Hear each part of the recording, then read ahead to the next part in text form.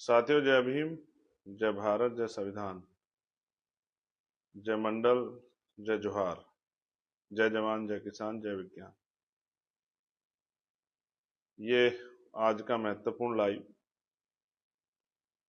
जिसका विषय मैंने पहले से ही पोस्टर के जरिए बता दिया था। इस लाइव के जरिए एक विशेष संदेश और जो जानकारी है कि किस तरह से आप इस आंदोलन से, इस कार्यक्रम से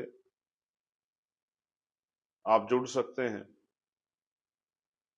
उसके विषय पे। और ये जो पहली बार एक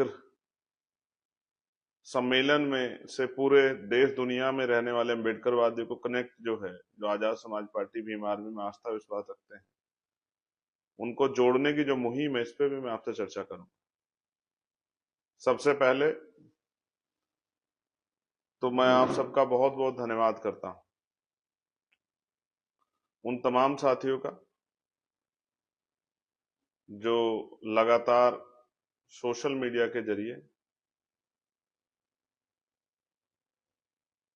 हमारे इस मुहिम को, इस सम्मेलन को कामयाब करने में अपनी मदद दे रहे हैं। उन सब साथियों का, मुझे नहीं पता कहाँ रहते हैं, किस गली में रहते हैं, किस मोहल्ले में रहते हैं, किस गांव में रहते हैं, किस कस्बे में रहते हैं, किस कॉलोनी में रहते हैं, किस जिले में रहते हैं, किस प्रदेश में, लेकिन उनका बड़ा सहयोग मिल रहा है। हमारे जितने भी हमारे विषय उनको आगे बढ़ाने में एक बड़ा सहयोग उनका मिल रहा है। सर्वप्रथम तो मैं सभी महापुरुषों को नमन करता हूं, तथागत गौतम बुद्ध से लेके जगत गुरु सतगुरु रविदास जी महाराज, भगवान वाल्मीकि महाराज, गुरु नानक देव, संत कबीर, गुरु घासीदास जी, गुरु नारायण, गुरु समनदास जी।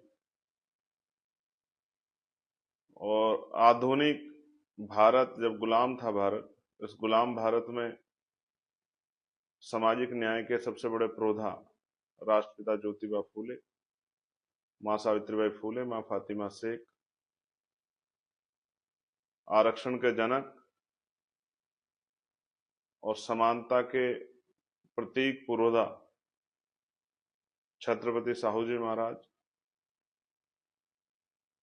महिलाओं के मुक्तिदाता और देश के संविधान निर्माता डॉक्टर बाबा साहब अम्बेडकर,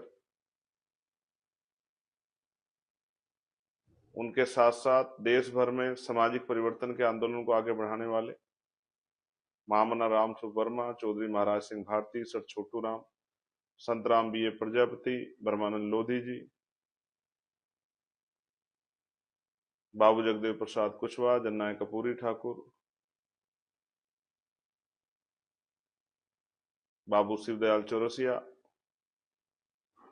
मान्यवर दीना भाना वाल्मीकि साहब और मान्यवर काशी राम साहब, जो मेरे राजनीतिक गुरु और जिनसे मैंने मिशन का काम सीखा, मान्यवर काशी राम साहब, उनको भी नमन करता हूं। दो तीन इंपॉर्टेंट चीजें हैं। मैं सभी वीरांगनाओं को, माओ को याद करता हूं, मां पन्ना धाय को भी, मां अवंतिका बाई को भी, मां झलकारी बाई को भी, उदादेव पासी जी को भी, महाराजा लाखिन पासी, बिजली पासी जी को भी, स्वामी अछूतानंद जी को भी, बाबू जगजीवन राम जी को भी।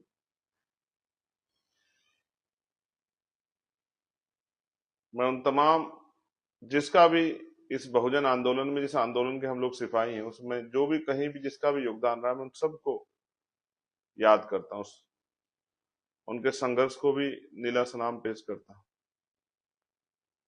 चौधरी चरण सिंह जी को भी, कोतवाल धन सिंह गुर्जर जी को भी, और मैं भीम आर्मी आजाद समाज पार्टी के कार्यकर्ता के एक नेता को मेरे भाई को, मेरी बहनों को, मेरी माँ को, मेरे परिवार के हर एक साथी को मैं धन्यवाद देता हूँ। जितनी मेहनत आप कर रहे हैं वो सब दिख रही।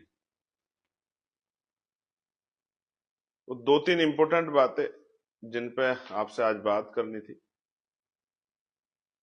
जो आप तक जानी चाहिए, आपको समझनी चाहिए और उसके आधार पे आपको काम करना है।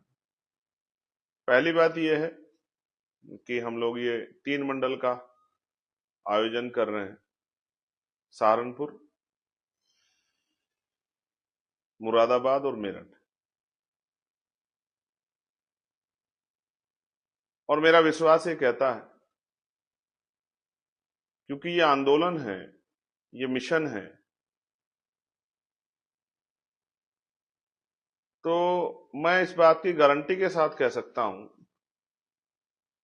कि जो लोग इस मिशन को दिल में रखते हैं, मानते हैं, जो लोग इस मिशन के सिपाही हैं, कहते हैं ना कि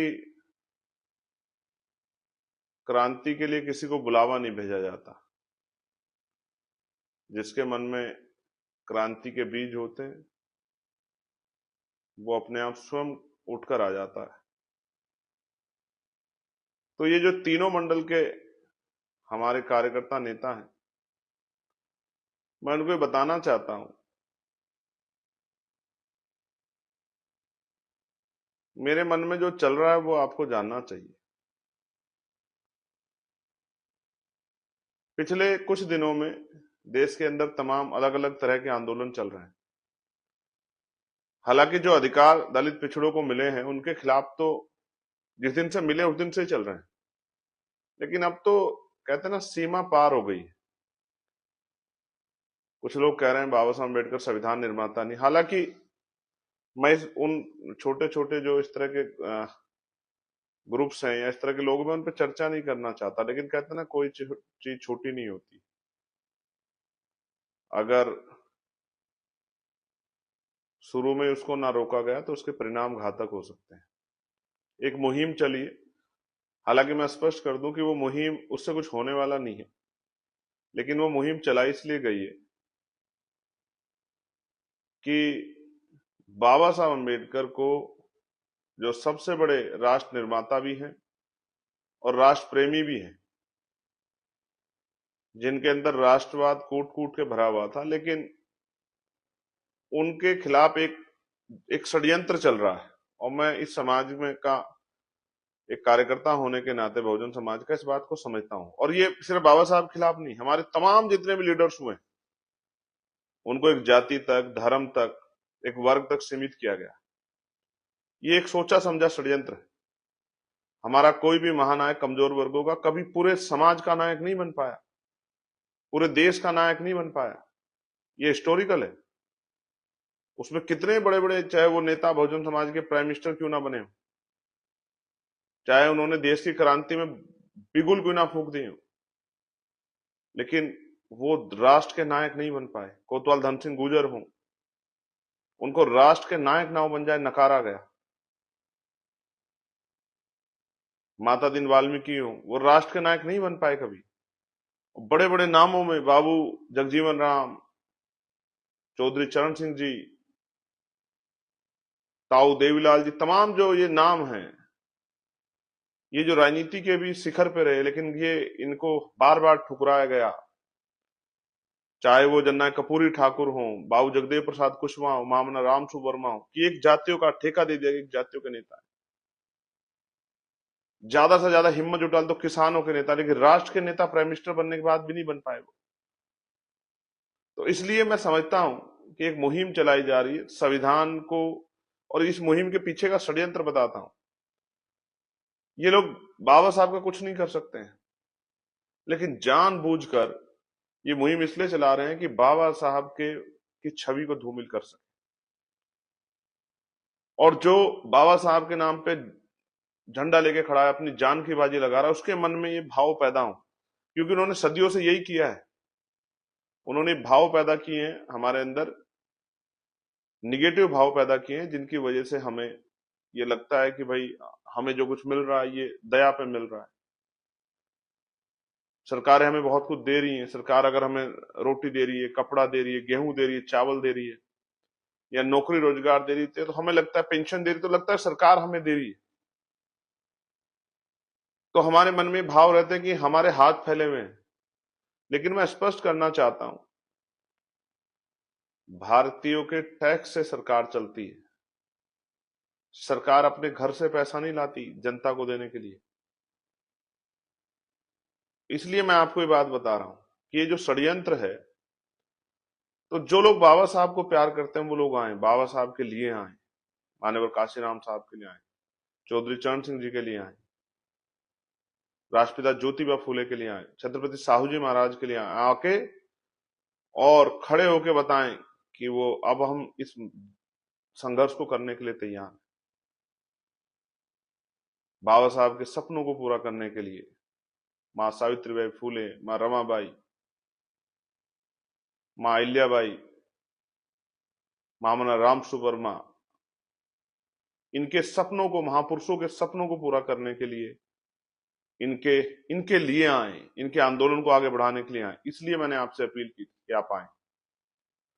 और बड़ा सवाल यह है कि जो लोग नहीं आ पा रहे हैं, हालांकि मैं स्पष्ट कर दूं कि अभी तो 3 मंडल का कार्यक्रम है। इसके बाद जब अगले, ये तो पहला कार्यक्रम, ये पहला चरण है। मैं संविधान विरोधियों की बात बताना चाहता हूं कि वो कमर कस लें, कमर की पेटी बांध लें, क्योंकि जिस तरह आप संविधान को कमजोर करने के लिए, हमारे अधिकारों को, चाहे वो आरक्षण हो, चाहे वो नौकरी रोजगार हो, उनको खत्म करने के लिए जिस तरह से आप षड्यंत्र कर रहे हैं, तो संविधान को प्रोटेक्शन करने के लिए, संविधान की को लागू कराने के लिए हमने कमर कस ली है। तो मैं संविधान विरोधियों को चैलेंज करके कह रहा हूं कि वो भी कमर कस लें, कमर की पेटी को बांध लें, क्योंकि ये तो पहला चरण है, ये तो शुरुआत है। ये तो समझिए जैसे किसान अपने खेत में बीज लगाता है ना, ये तो बीज लगा रहा हूं। भीम आर्मी आजाद समाज पार्टी के आशीर्वाद सहयोग से ये बीज आजाद समाज पार्टी मुजफ्फरनगर में लगा रही 26 तारीख को। लेकिन असल जो है वो आने वाले दिनों में, जनवरी में, फरवरी में, मार्च में, अप्रैल में, पूरे 2026 देखने को मिलेगा आपको। ये तो इस मुहिम की शुरुआत है।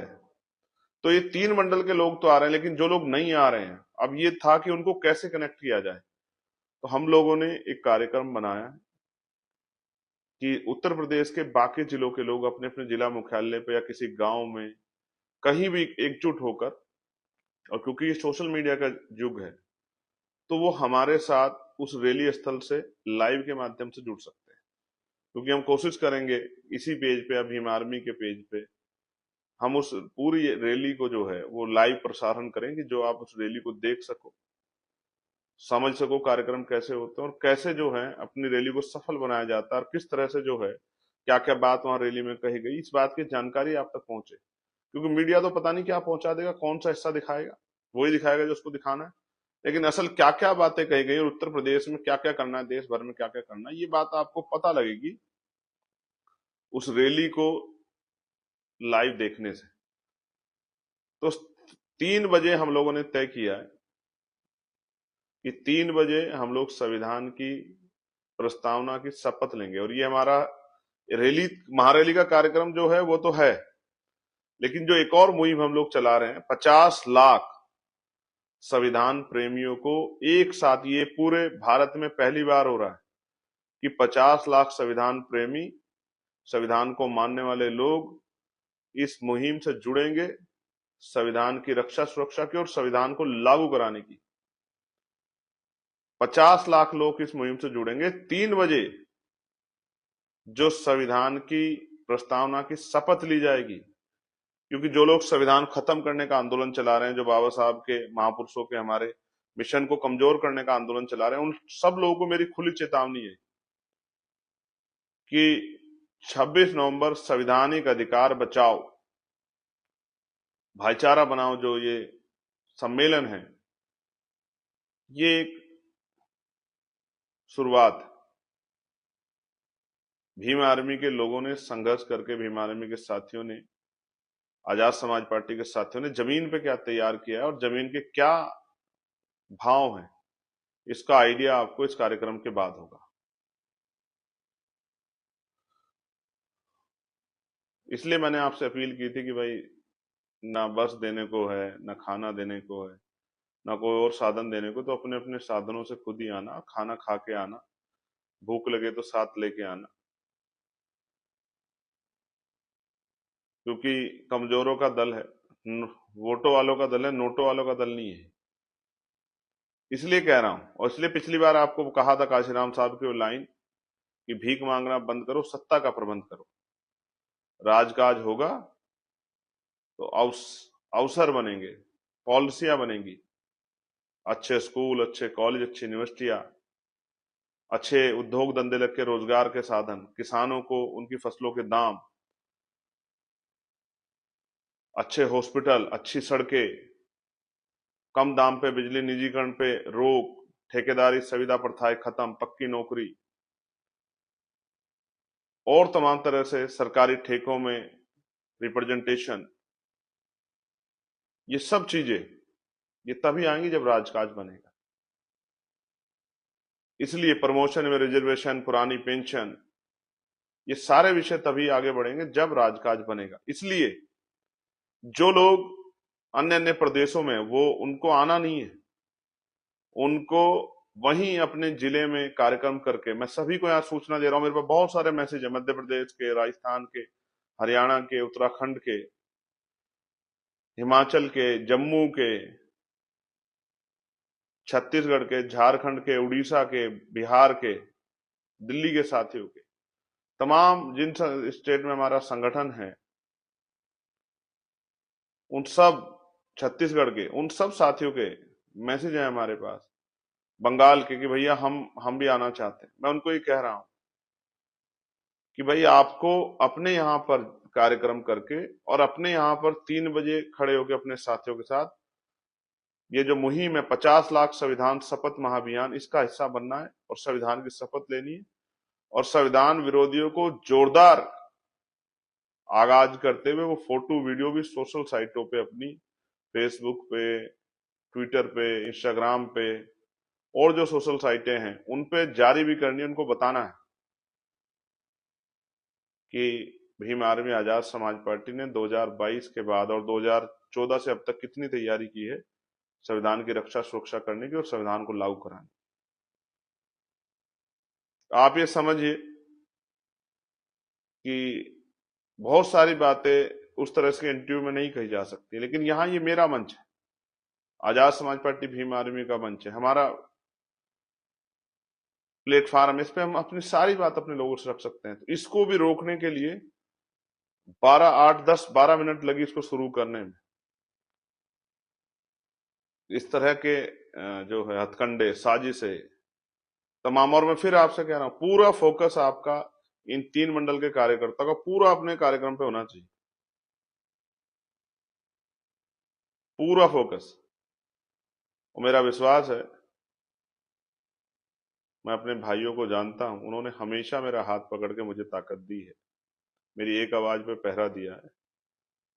इस बार वो 26 नवंबर को संविधान दिवस के दिन, ये दिन भी इसलिए चुना है कि संविधान विरोधियों को भी संदेश देना है कि भाई देश सबका है, सांप्रदायिक ताकतों को भी जवाब देना है, कमजोरों के अधिकारों के प्रति जो ताकतें तैयार हो रही है उनको भी जवाब देना है, सबको बताना है कि हम लोग मैदान में हैं और हमारी तैयारी अब उत्तर प्रदेश में आजाद समाज पार्टी की सरकार बनाने की,